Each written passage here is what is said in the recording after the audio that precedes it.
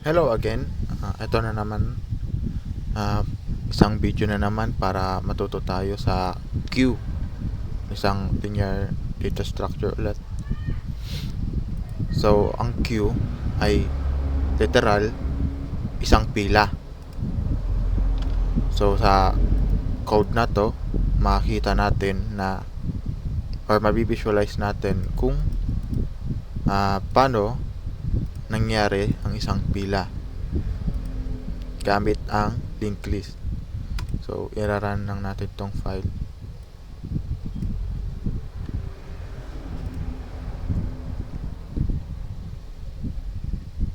Makikita natin dito, yung Q1 is empty, Q2 at Q3 rin is empty.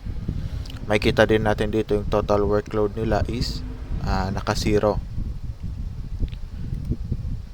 So, maglalagay tayo ng mayroon tayo dito ng tatlong choices is 0, exit, yung 1 naman is NQ or magdadagdag tayo sa pila, at saka yung DQ naman is magbabawas.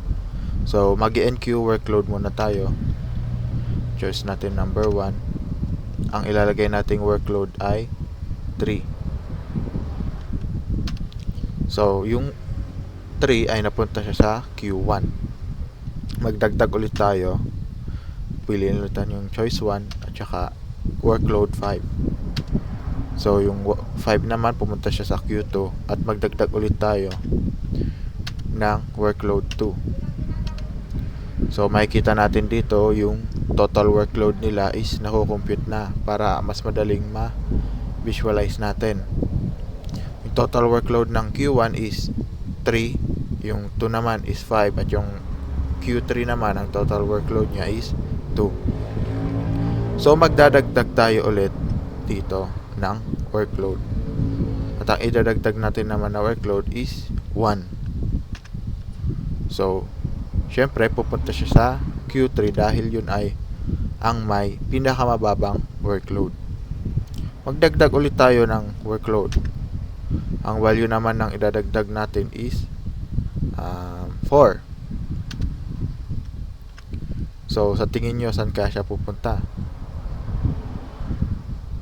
May parehas tayong workloads, yung Q1 at Q3. So, saan kaya siya pupunta? Syempre, dun siya sa Q1 kasi yun yung naunang workload. Magdagdag ulit tayo ng workload.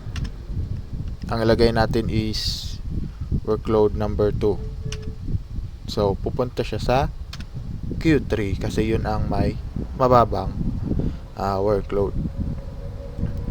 Paano naman kung mag-DDQ na tayo? So, alin kaya ang mababawasan dyan? Yung Q2 ba na may total workload na 5 lang, yung Q1 na 7, or yung Q3? Or yung Q1 na may 3 ang nasa front, yung Q2 na 5 ang front, or yung Q3 na 2 ang front? Syempre, ang mababawasan dyan is yung Q3 kasi siyang may pinakamababang front, which is yung 2. Magdidiki ulit tayo. Sa tingin nyo, ano naman kaya mababawasan? Syempre, yung Q3 ulit kasi yun ang may lowest front value, which is yung 1. Magdidiki ulit tayo. Alin na kaya dyan ang mababawasan?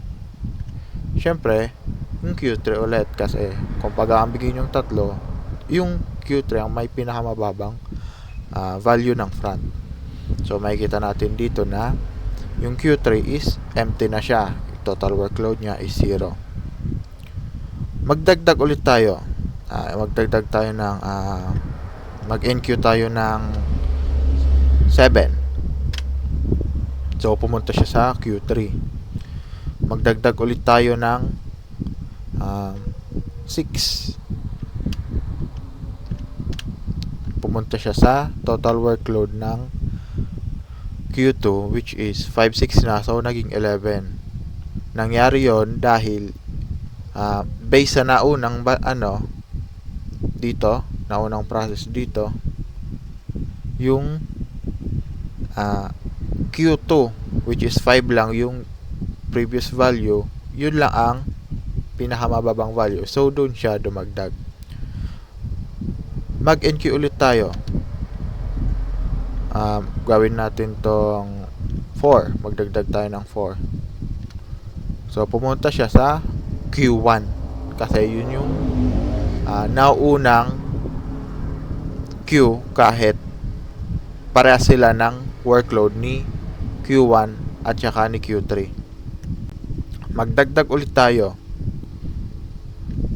I-NQ ulit natin is 4 ulit.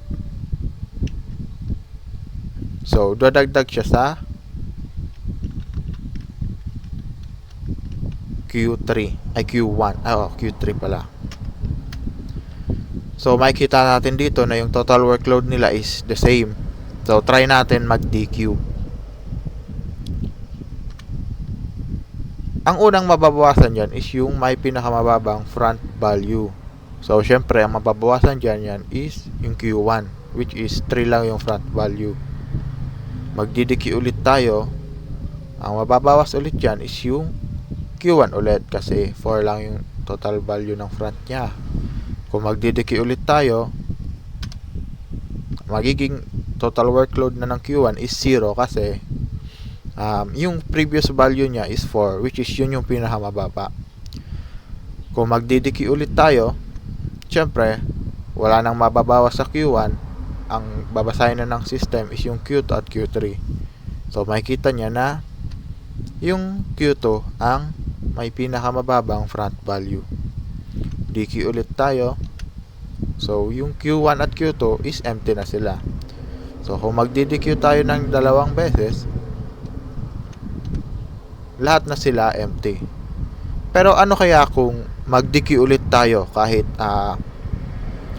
wala nang laman yung mga Q natin?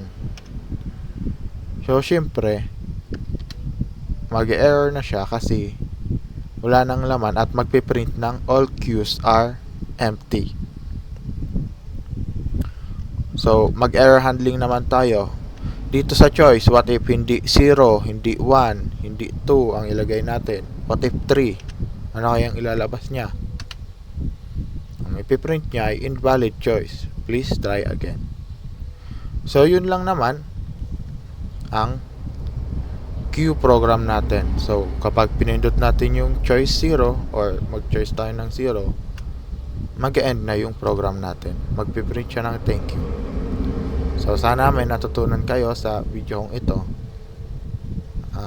See you sa susunod na video.